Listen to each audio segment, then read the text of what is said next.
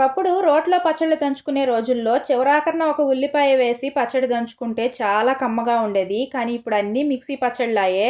కానీ ఉల్లిపాయని మాత్రం చాకుతో కట్ చేసి పచ్చడిలో వేసుకుంటే అస్సలు టేస్ట్ ఉండదు. అచ్చం రోట్లో ఉల్లిపాయని దంచిన టేస్ట్ రావాలంటే ఈ టిప్‌నైతే యూజ్ చేయండి.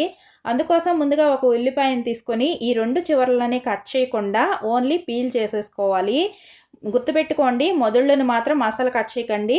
ఇక్కడ వీడియోలో చూపిస్తున్నట్లుగా ఓన్లీ తొక్క మాత్రమే తీసేసి మొదళ్ళని ఇలాగే ఉంచేసాను చూడండి. మీ దగ్గర చిన్న రోల్లో ఉన్న ఇలాంటి పత్రం ఉన్నా తీసుకోండి, లేదంటే ముద్దకవం ఉంటుంది కదా పప్పు గుత్తి, దాన్నైనా తీసుకోండి. ఏదైనా హార్డ్గా ఉండేది తీసుకొని వీడియోలో చూపిస్తున్నట్టుగా ఇలా తొడం పైకి వచ్చేటట్టుగా ఉల్లిపాయను పెట్టి కాస్త బలంగా 2-3 సార్లు కొట్టినట్టయితే ఇలా మెత్తగా కొంచెం నలిగినట్టుగా అవుతుంది. తర్వాత మధ్యలో ఉన్న తొడము దానికదే ఊడిపోతుంది. కింద ఉన్న కొసని మాత్రం ఇలా చాకుతో కట్ చేసి తీసేసుకోండి. మనం అలా దంచుకున్నప్పుడు ఉల్లిపాయ నలిగి ఉల్లిపాయలోంచి రసం బయటకు వచ్చి మంచి టేస్ట్ వస్తుంది. తర్వాత చాకుతో మీకు కావాల్సిన సైజులో ఇలా ముక్కలుగా కట్ చేసేసుకోండి. ఇప్పుడు ఈ ముక్కల్ని పచ్చడిలో వేసుకొని కలుపుకుంటే అచ్చం మనం రోట్లో దంచినట్టుగా ఉల్లిపాయ టేస్ట్ అయితే పచ్చడిలో ఊరిన తర్వాత ఉప్పు కారం పట్టుకొని ఇంకా చాలా రుచిగా ఉంటుంది.